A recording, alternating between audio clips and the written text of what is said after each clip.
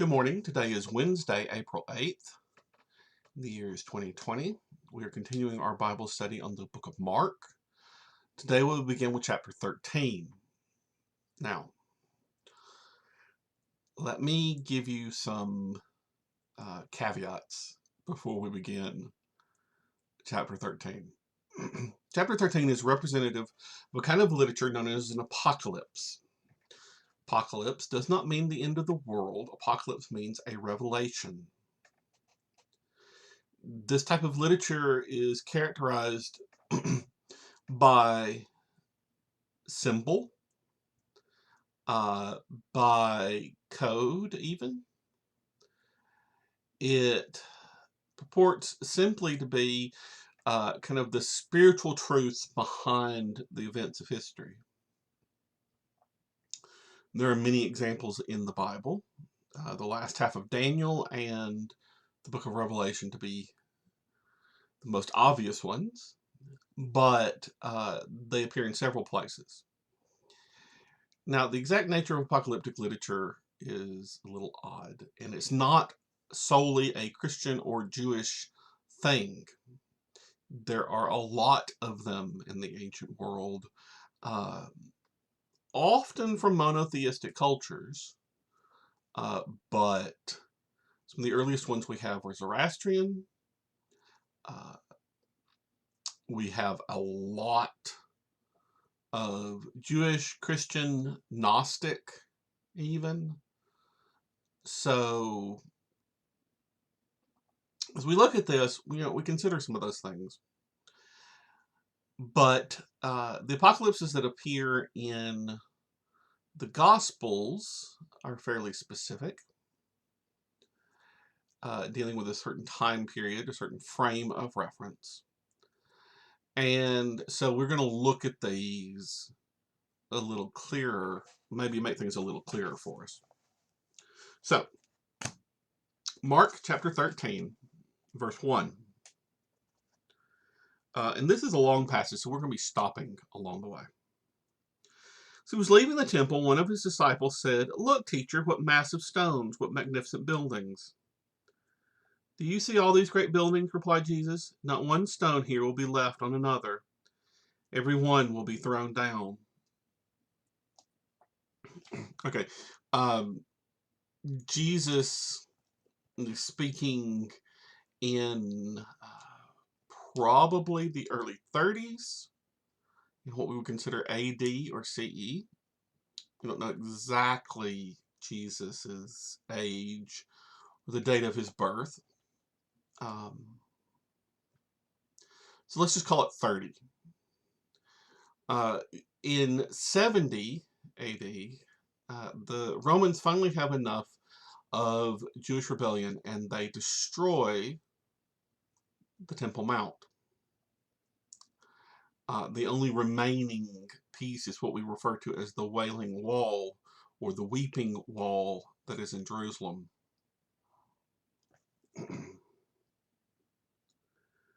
In other Gospels,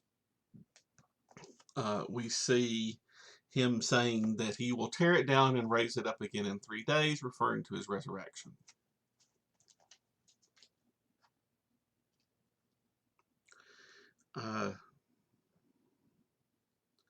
Jesus was sitting on the Mount of Olives opposite the temple. Peter, James, John, and Andrew asked him privately, "Tell us, when will these things happen, and what will be the sign that they are all about to be fulfilled?" Jesus said to them, "Watch out that no one deceives you. Many will come in my name, claiming I am he, and will deceive many. When you hear of wars and rumors of wars, do not be alarmed. Such things must happen, but the end is still to come." All right. Wars and rumors of wars are not a sign of the end. They are the sign of normal human existence. Okay? Every time a disaster happens, someone is out there claiming it's the end of the world. Nope. These are things that have happened in history. They will continue to happen. Plagues, pandemics, hurricanes, earthquakes, war, destruction. It may be the worst thing that's happened in your life, but it's not uncommon for human existence. Even within the last century, about 100 years ago, the so-called Spanish flu is far worse than COVID. Just remember, maybe that will help you put things in perspective, that the disasters of our lifetime are not unique to us. Humans, civilizations, we have endured before, and we will again.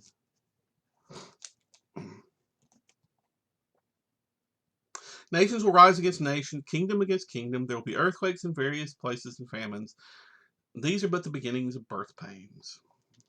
You must be on your guard.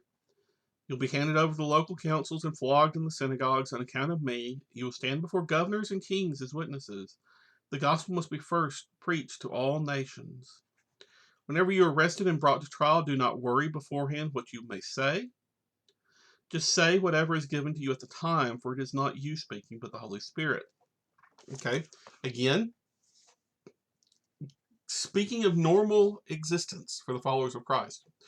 Times of persecution, which, by the way, if you are a Christian and living in the United States, you have never experienced. I don't care what you might think. When you look at real persecution in the world, Christians in the U.S. simply haven't experienced it, nor are they likely to in the future. You might be expected to change the way you do some things, but it's not persecution. The disciples, however, faced real persecution. They were killed, they were beaten, they were flogged, they were interrogated, they were stopped, they were prevented from owning property, conducting business for a very long time before Christianity became more of a normal experience. And subsequently, followers of Christ have been beaten, dismembered. It's still happening in parts of the world today. Persecution for the cause of faith is not unusual. And if we are followers of Christ, some degree of hardship is part of the package. And we're not to worry about it. I mean, should you find yourself in a place where you might actually face persecution for being a Christian, take reasonable precautions. Don't wear it on your sleeve. But do remember that you rely on someone bigger than all of that. That if you seek God's will, the Holy Spirit is there to speak on your behalf. That doesn't mean that it won't still end in death or torture. But it means what you say is not yours, but God's. Brother will betray brother to death. Father his child. Children will rebel against their parents and have them put to death. All men will hate you because of me, but he who stands firm in the end will be saved. Okay, all of that is, in some ways, Jesus preparing them for normal existence. He's not gotten to anything really apocalyptic yet. That changes in verse 14. When you see the abomination that causes desolation, that phrase refers to a passage in Daniel. And regardless of how you interpret Daniel, either prophetically or historically, it is typically seen as the desecration of the Holy of Holies by Antiochus Epiphanes and his invasion of Jerusalem, where he goes into the Holy of Holies and defiles it.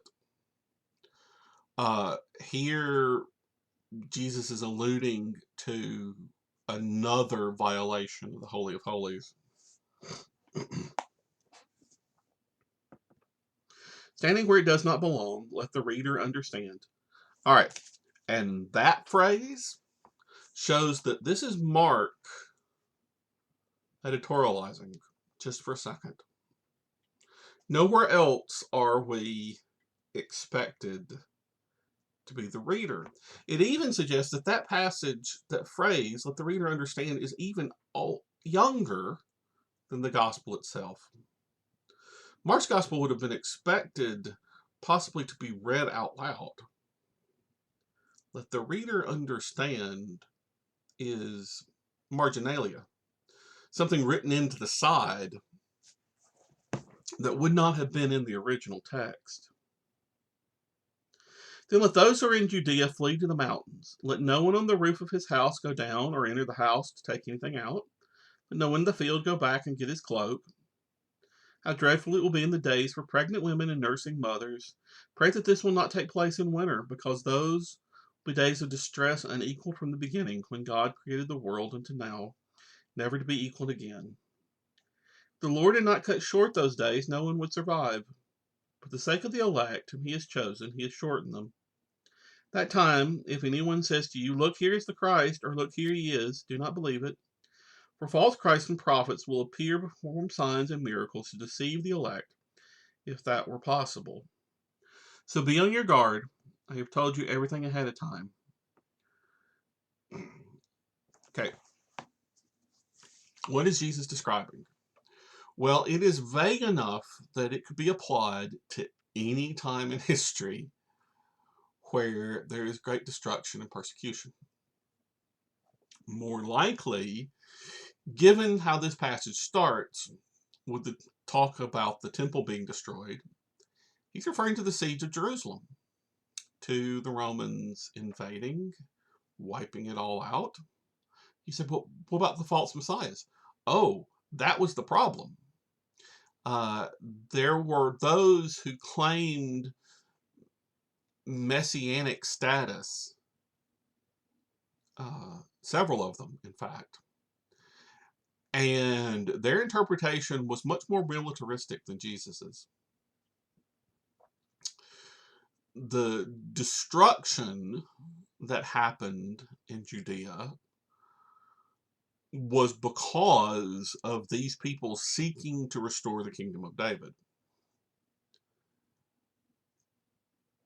All these things that Jesus is talking about occurred even within the lifetimes of some of these people that would have been old, but it's conceivable that some of them would have lived not long. But in those days following that distress, the sun will be darkened, the moon will not give its light, the stars will fall from the sky, and the heavenly bodies will be shaken. Now we have a jump. Okay. In biblical prophecy, there is a soon but distant aspect. You see this through the whole Bible. Imagine looking at my hand up close, and then behind it is my other hand. This is the near prophecy. This is the far one. You still see it, and if I separate them, you can tell, but it might look like one object. There's a tendency in the prophets, and here in this section, to equate a near-term event with a final event, so that what is said of the one thing, for example, the destruction of Jerusalem and the temple, also applies to an ultimate day of the Lord, That is the language that is used most often in the prophets. The day of the Lord. The day of the Lord is simply a day of judgment. It is a day when God's will is revealed. And lots of times it is not a good thing for people. In fact, the prophets even warn, do not say the day of the Lord, because you will not be happy when the day of the Lord comes. At that time, men will see the Son of Man coming in clouds with great power and glory, and he will send his angels and gather his elect to the four winds, from the heavens and the earth, to the ends of the heavens. Now learn this lesson from the fig tree. As soon as its twigs get tender and its leaves come out, you know that summer is near. Even so, when you see these things happen, you will know that it is near, right at the door. I tell you the truth, this generation will certainly not pass away till all of these things have happened. Heaven and earth will pass away, but my words never will pass away. This generation, and as much as some people would like to interpret that in very strange ways, it means a generation the way we normally mean it. The confusion there is the attachment of final events to events that would occur in the lifetime of some of the people hearing Jesus in the lifetime of Mark's readers. In fact, Mark probably includes this because they are facing and experiencing some degree of persecution. Whether it is the persecution that occurred to Jews and Christians in the middle of the 60s in the city of Rome, or the persecution of the Jews that occurred in the late 60s through the early 70s, the pinnacle of which was the destruction of Jerusalem, but it wouldn't be over until the destruction of Mossad. What Jesus and Mark, perhaps more accurately, is communicating here is that bad times happen. And they will continue to happen until it's all over. It is a mistake to equate our time with end times. There was an apocalyptic fervor that spread through evangelical Christianity in the 80s. Waned somewhat in the 90s, but it was still there all the way up to 2000.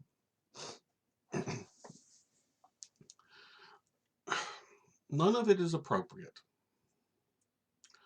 When I started this series, I said that I considered teaching you about the book of Revelation, but I wanted to wait and see your faces.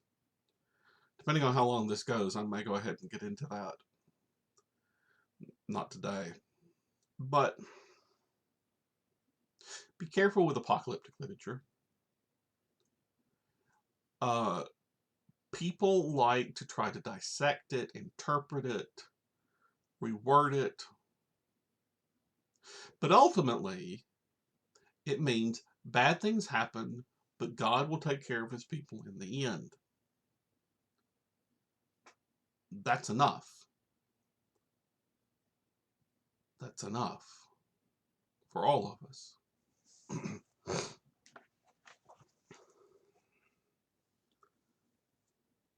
Verse 32. No one knows about the day or hour, not even the angels in heaven, not the Son of Man, but only the Father. Be on guard, be alert. You do not know when the time will come.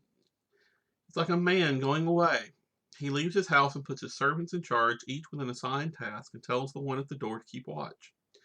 Therefore keep watch, because you do not know when the owner of the house will come back, whether in the evening or at midnight, when the rooster crows, or at dawn.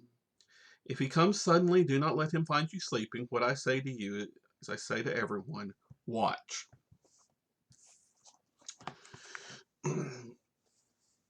Jesus' words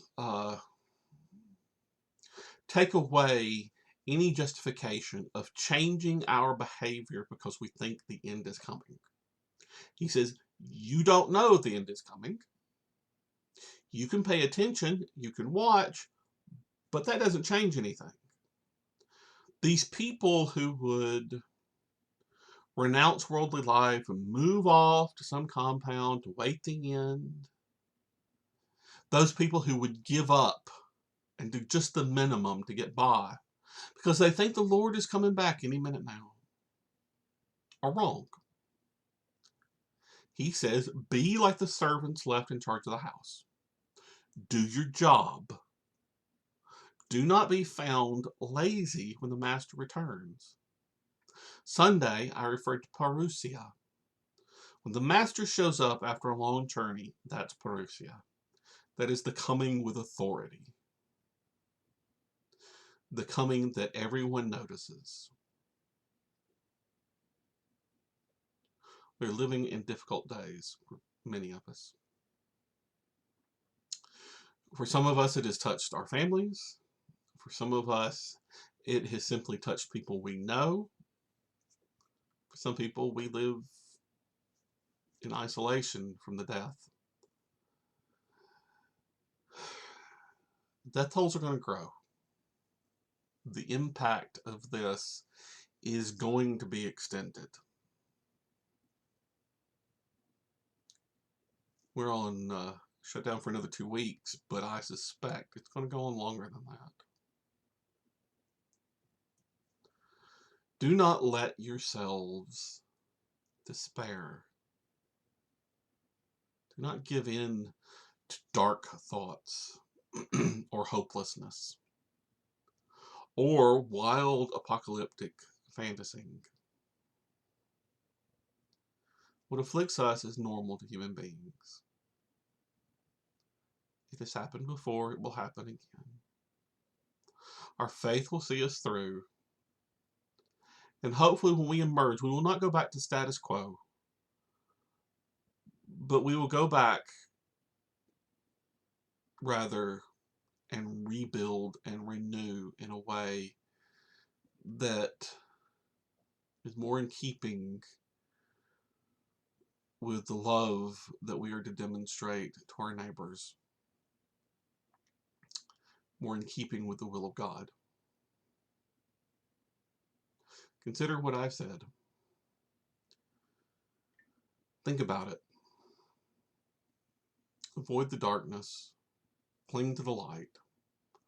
May God bless you and keep you until I talk to you again tomorrow. Goodbye.